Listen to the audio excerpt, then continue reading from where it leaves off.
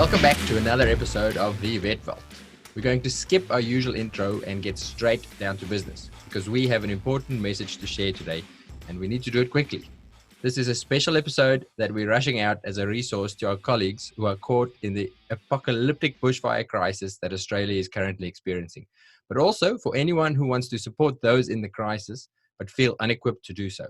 Beyond the current crisis, we also believe that the advice from this episode's spectacular guest will be a valuable resource to anyone who ever finds themselves in a crisis situation or who regularly works in a traumatic situation that puts them at risk of compassion fatigue, burnout, and dark days in general. Now, I know that we always ask you to share the podcast with your friends, but this time we really want you to think carefully about whether there's anyone that you know who could benefit from listening to this episode, and share. We really want to get this message out there to the right people who need to hear it. Just a very quick thank you to the team at Animal Emergency Service. That is Gerardo's day job.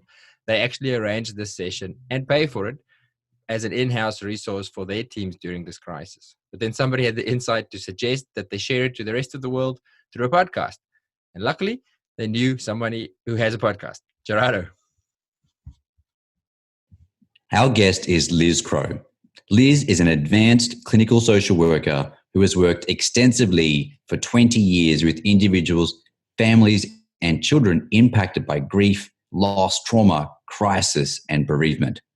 She's worked in intensive care, emergency departments, cancer wards, and all areas associated with children's health. In her current job in a children's intensive care unit, she is exposed to daily death, violence, trauma, and illness, and is now recognised as one of the most experienced counsellors in this field in Australia.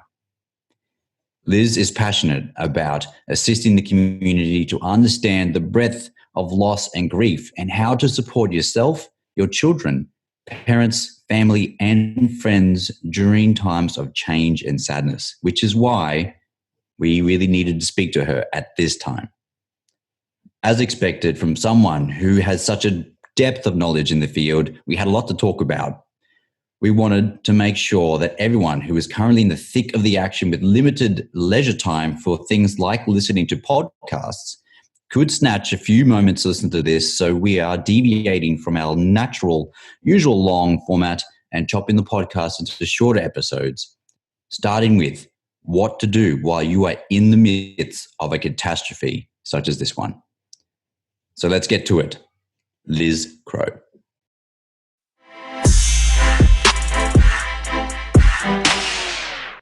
Welcome to another episode of the Vet Vault podcast. We have a very special and very important episode today. We're going out of the box. We've got more than just one guest today. We've got a whole panel of guests.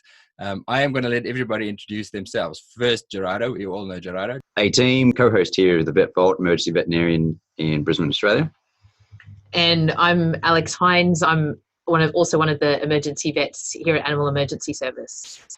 And yeah, I'm Ellie Lester. I'm one of the critical care specialists in the intensive care unit. We've got Liz Crowe here as a special guest. We're very excited to have her on just to pick her brains and ask some questions and get down to some nitty-gritty of some difficult questions, I think, and what people are going through at the moment with the fires. And I'm Liz Crowe, so I'm actually a paediatric social worker. I specialise in critical care. I need to give a disclaimer that I'm not representing my place of employment, and anything I say is my personal professional point of view outside of my work. But I've been working in critical care for a long time and I have some expertise around loss and grief, and I'm just finishing a PhD on staff wellbeing for people who work in kind of critical care environments and in areas of trauma. Super privileged to have you on board. Thank you for coming in. Yeah, absolutely. I'm very excited to talk to you. I've been stalking you for the last few days and listening to your talks. I think in a nice way. In a nice way, in a very nice way. So we're having a bit of a crisis, in understatement, a huge crisis in Australia at the moment with the bushfires. And it's affecting all of our animals, which means veterinarians are implicated in the crisis. Alex, you've been very involved in the treatment or setting up treatment and helping some of the native animals. Would you be able to paint a bit of a picture what's actually happening in the country with the fires? Why are we talking about this today? Yeah, Hubert, it's such an important topic at the moment. I think just to sort of give you a bit of a picture, Liz, there's vets out there, they're dealing not only with the thought of losing their homes and their communities being destroyed, but they're also having a large number of animals brought to them, domestic animals, wildlife, of course, and livestock. And these vets are most of the time not familiar with dealing with these kind of injuries. They come in large numbers, they've got limited resources, and there's also really high expectation on them about, you know, for them to save every animal, and we know that that's not always possible, particularly in the fields that we work. And so it's the expectation put on to them by people out there, but also that the expectation put on themselves. So it's a really difficult time, and I think there's a lot of vets out there who want to be able to help. I know Vets Beyond Borders have had over 1,500 vets who want to go out and help.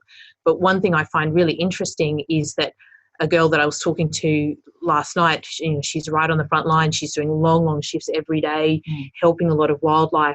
But she said she feels like it's never enough. You know, you just feel like there's always more to do. So that feeling of just helplessness, even for those guys who are right there. So. Ellie, you told me some stories yesterday about a friend of yours who's right on the front line. Pretty confronting stuff.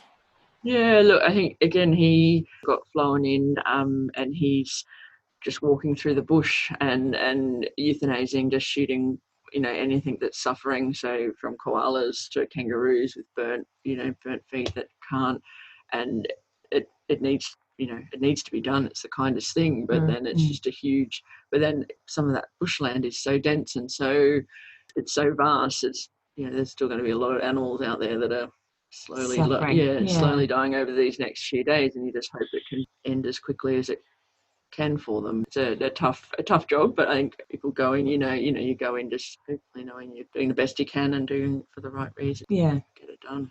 The reason we wanted to talk to you, Liz, is to help the people involved in these situations, because obviously there's a lot of suffering and there's a lot of horrible things that they'll be dealing with that they may not be prepared for, or even if they are prepared in this particular situation. But then also on a wider scale, how do we deal with, as primary caregivers, how do we deal with the stuff that you see and that you have to cope with on a day-to-day basis, and then particularly in a crisis situation like this? I have a story, something that made me think of this before the fires started. I'm on a social group, on a veterinary social group page, where people will often speak up if they're having a hard time with anything, and to try and get support from other veterinarians. And there was an instance completely unfire related, but that I found really interesting, where it was an older, and whether it's applicable or not, but older male vet. I think to me it was more striking because typically the males don't speak up as often, who had a case brought into him that was just, I think it was a stray cat. It was wasn't in a good way and had some nasty wounds and stuff. And he dealt with it, but then he found that he really struggled with it. It really moved him or hurt him. He spoke up on this page because he was surprised at how upset he was and how much it bothered him afterwards. So my first question is, what is it about particular cases or instances or situations that are there things that you can preempt that are likely going to trigger something in you, or is it completely random? What do you see in your line of work? So first of all, I think it's really important to acknowledge this is unprecedented, what we're seeing. Like, there's no comparison to this. So I would expect that the vets who are having to deal with this on the front line are completely feeling overwhelmed, because this is new on a scale that no one could have predicted. So, I was at a benign dinner last night with a group of people who felt overwhelmed by the bushfires, and that's from the safety of an urban city where nothing they own or no one they love is going to be impacted. So I think, first of all, this is brand new. These are brand new emotions, because nobody, it's not like they're going to be able to get on this forum and we're going to be able to tap into someone anywhere globally who's going to be able to say, yeah, we did this. Yes, we've had this. I mean, we've seen fires around the world, nothing on this scale. So for people to feel overwhelmed, because I guess what you're asking is a couple of questions.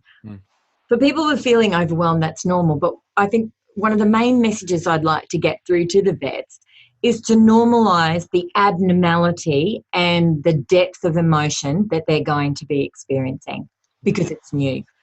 And to not pathologise it. You know, I think we live in a very much in a world where if you have an emotion, we almost want to give it a Broadway musical, like, you know, why am I feeling sad today? Like, let's focus on that sadness. And in actual fact, it's not a healthy way to deal with every day-to-day emotions. So when people are going to bed at night and they're reliving what they've experienced and they're fatigued and they're thinking, my goodness, I've got to get up and I've got to face this and do it again tomorrow and tomorrow and tomorrow. And then on top of that, people have lost their own properties or they're still at risk of losing their properties. To feel overwhelmed, can I just say, 100% normal. Mm-hmm. Yeah, To feel like they're going to be crippled by it or that it's going to have an expiry date, completely normal. So, you know, I've got friends who are intensivists who've been dealing with the burns from the volcano in New Zealand. That crisis is still going on. You know, for those doctors and nurses and health professionals and those families, that crisis is continuing. And people are tired and fatigued and there's no one to give them a break, and the vets are going to be in the exact same situation. People will probably be worried about post-traumatic stress disorder, I would imagine. So again, just to kind of assure people, you can't have PTSD for the first 4 to 6 weeks, all right? And you can't really say anyone would have PTSD when you're actually still in the acute crisis. So the crisis hasn't ended. Okay.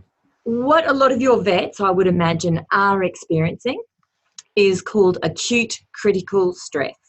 Mm-hmm. And our brains are very clever. You know, we've evolved in very primitive environments, and then we've had this massive escalation in the world around technology and exposure to things. And our brains are still the same evolutionary brains. They're not really have caught up. So whenever you have an experience that is overwhelming and frightening, your brain wants to lay those memories down very solidly to make sure you don't do it again. All right? So it's why when you're crossing the road and the lady in front of you gets knocked over on the pedestrian crossing, that night you go to bed and you can still hear the screech of the tyres, you can graphically hear the sound of when the older woman got hit by the car, you can, you know, if you were drinking something, you can taste the drink in your mouth. Your brain is saying, hey, I really didn't like this emotion. I didn't like this experience. I'm going to lay it down so the next time you're on the pedestrian crossing, you don't walk behind an old person. You don't, it's trying to say to you, don't do it, don't do it. Be there again. The problem is that when you work in critical care, that's the job. And so we have to teach our brains in lots of ways that we don't have to go into this flight, fright or freeze mode. We don't have to lay the memories down. But because this is new, I would imagine lots of your vets, you know, it's trying to lay it down. So they go to bed at night. They might only be getting a few hours sleep. Their senses may still be overwhelmed. They can still smell fire. If they're still, the air quality is terrible, what they can see visually.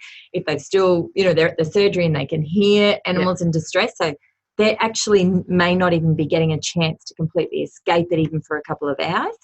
But their brain's going to be saying, we don't like this, we don't like this. I'm going to make you think about it and think about it and think about it, because I don't want you to do it again tomorrow.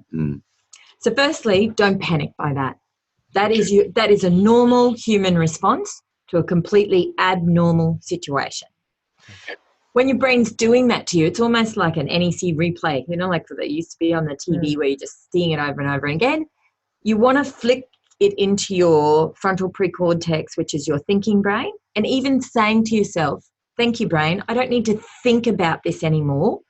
Takes it away from your amygdala and your limbic brain and puts it into your frontal cortex. By the way, I'm not a trauma specialist. Please don't pick me apart, but this is how I make sense of it. And you can say to your brain, I can have some rest. We have to do this again tomorrow.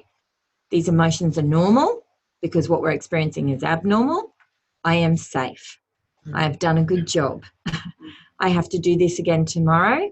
Brain, I need to rest because of these things. And it doesn't mean that all of a sudden your brain will go, oh, sorry about that. I will stop making you have those memories. Night. But just to keep reassuring yourself, I am safe. What I have done today is enough. I'm doing the best that I can. You know, to tell yourself those things, to try and give yourself and to assure yourself that you've done the best you can. I mean, Alex, you've just said, it's never going to be enough. You've got another vet friend, Ellie, who's saying, you know, I go out and I keep thinking the bush is dense. And, you know, in any area of crisis or trauma, if you're a humanitarian, you're going out and there's, you know, tens of thousands of people, there's been a genocide event or people are starving. If we started thinking about all the people with mental health problems in the world, you know, like how do you solve that? But the thing is that we've got to think about what is realistically our influence of change? What do we have the potential to do? Because if they exhaust themselves out, I mean, this crisis could go on for weeks yet. They exhaust themselves out, it's worth nothing tomorrow. You know, when I leave the hospital each day, I could say, oh, there's still families who are grieving. There are still people who miss me. There are still people who might need my skills and my expertise or whatever. But if I don't go home, it means Tuesday I'm not working as effectively. Wednesday I'm poorer. Thursday I'm poorer again. Friday. You know, the next week I might get bitter and twisted about it. Like, I actually don't like it when I'm even at work. It's counterintuitive. So for all of you who are out there who may be suffering, you know, we can't do what you're doing. We can't help you but I feel like I want to say to the vets who are doing this, the world is holding you. You know, you are in people's thoughts, and while it may not feel like enough, it's more than the rest of us can do.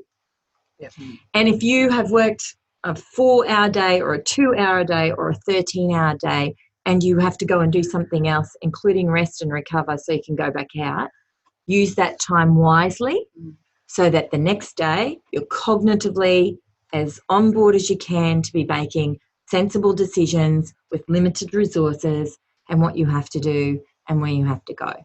That's great advice. Yeah, absolutely. Excellent. Thank you. Because your brain is and your thoughts are kind of like a radio station. Hey, it just keeps on playing and playing.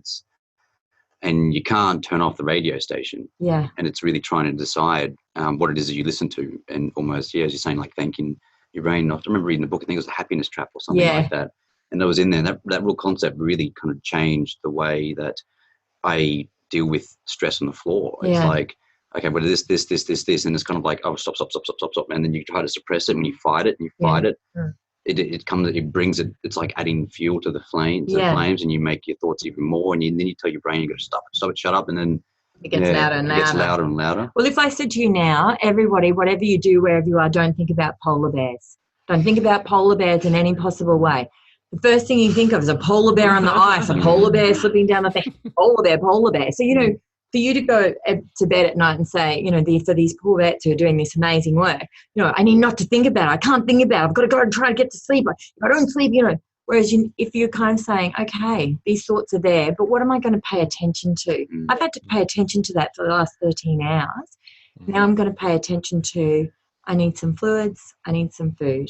I need to speak to my partner. I need to Skype my kids. I need to soak in a bathtub or relax, or, you know, whatever it is that you need to do to pay attention, because tomorrow you have to pay attention again. And when you are in crisis, it's very easy, you know, for that radio to get louder and faster and faster and faster. Whereas in actual fact, we know that the more you slow it down, the more concise, the more, you know, the more reflective you're going to be, the better decisions you're going to be able to make.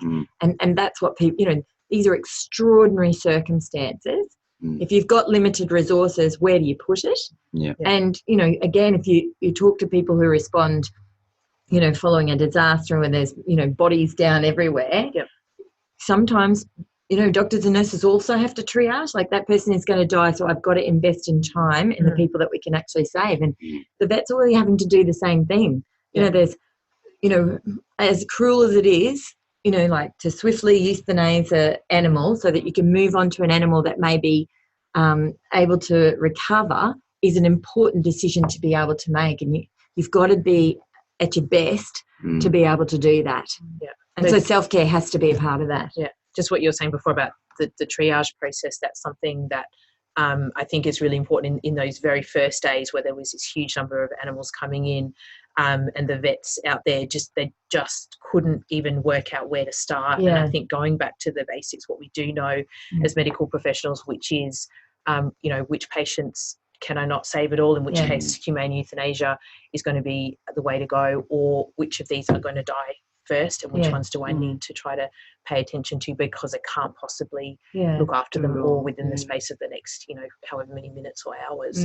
So I think that's, that's really important. And one thing that we've done is to provide resources for them as well that they can easily access out there, because a lot of them, when they reached out to me knowing that I was an emergency vet, and it was really via social media, to say, hey, I'm out here, there's no, I don't know who to call. A lot of the electricity was out and things like that. And so they were just like, can you help me? I don't know how to start. So being able to provide them with, now they have an online resource library they can just go straight on, because don't forget, some of these vets don't know it's coming either. Last week they were okay. They weren't in a fire affected zone. Suddenly this week, oh my goodness, I'm one of them now. I'm one of these vets and burns, I'd imagine, is not a common thing that you would see in animals. Just like, even in humans, we used to have huge burns unit, and they've got more and more specialised because, we have less people smoking. We have, strict laws around heaters now. So you just don't see it as regularly. Yeah. So I know if we're not seeing it as regularly in humans, you would rarely see it in an animal. And now you're going to be seeing it en masse. So you're trying to learn new skills and triage and worry about your own family safety and your own property safety.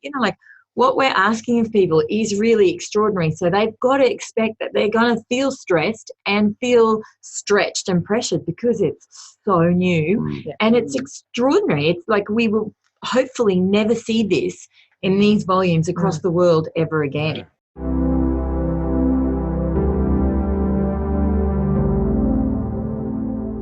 I guess one of the things that I thought might be important to talk about is that people are in crisis for a range of reasons. So one is they may have been having to euthanize a whole lot of animals.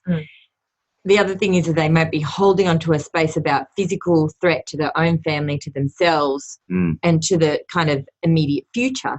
But I think there's also a kind of existential crisis that's going on for the general community. Like, is this climate change? Have we contributed to this? Is this something we're now about to see every 3 or 4 years? Is this, so for people on the ground, I imagine they're also doing should we be blaming something? Do I now have to become a political activist? Do I have to start living my life? So for those people who are on the ground, the best thing I'd say is don't make any big decisions in the next 2 months. Don't decide, that's it, I need to move to the city. I don't want to be a rural vet anymore because I couldn't possibly cope with this. Hopefully you will never see anything like this, even remotely, even in media in your lifetime.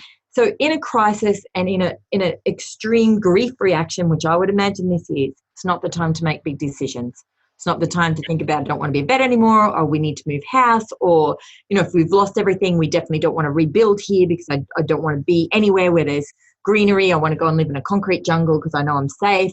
It would be normal to have those emotions, but not the time to make those decisions. Yeah.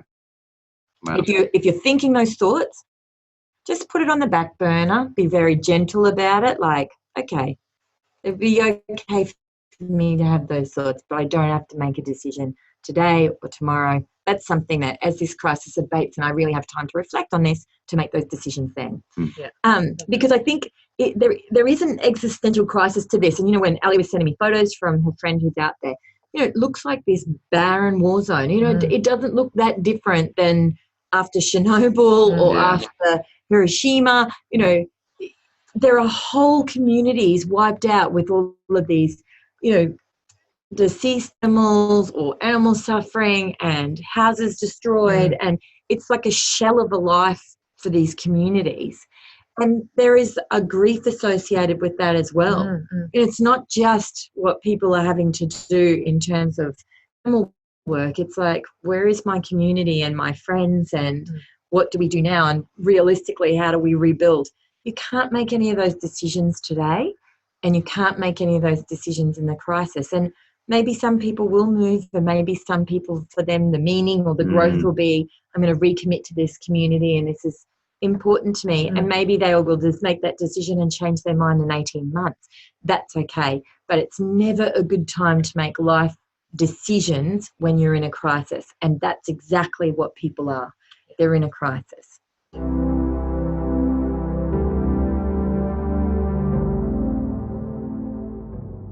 One thing that gives me great hope is I am seeing Australia come together as a community more solidly than I ever have experienced in my whole life. Still wish we didn't have to have the bushfire, still wish people didn't have to suffer. But if something good can come out of it, you know, the fact that you guys want a podcast today, it means that we are back in touch with the fact that we are a humanity. We have more in common with each other than we have differences. And that is a positive thing. I've got to say, I've been just astounded by the support from around the world. You know, it's incredible to see that. And I think it was that photo that was on the front page of the New York Times on New Year's Day of the kangaroo going across the burning building, and all of a sudden the world was like, Australia needs help.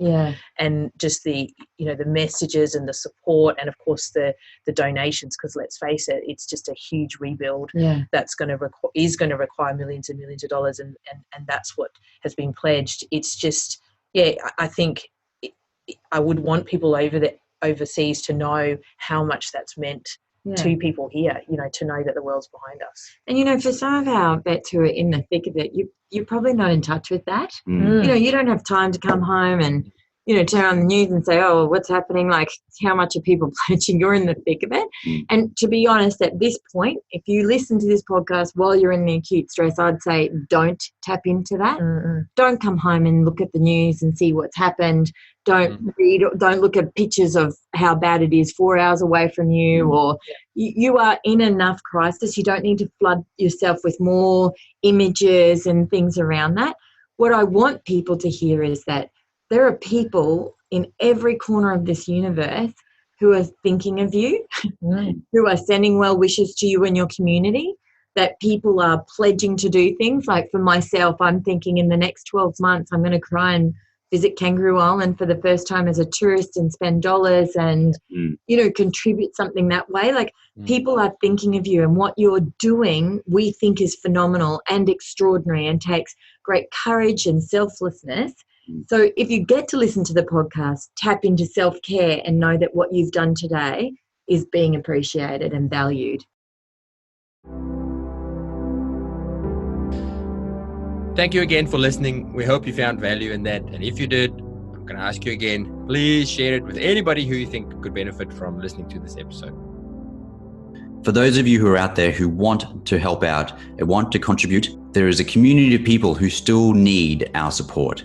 And that community is your fellow veterinarians. In the areas in Australia which are affected by the fires, veterinarians are there treating wildlife, treating domestic pets, even treating and taking care of livestock. And these veterinarians have themselves also either lost a clinic, lost their homes, may have lost loved ones, or have actually lost the community that is supporting their business. If you want to support those veterinarians on the ground in these areas, then I urge you to donate towards the AVA Benevolent Fund, the Australian Veterinary Association Benevolent Fund. You can find it on www.ava.com.au/donate.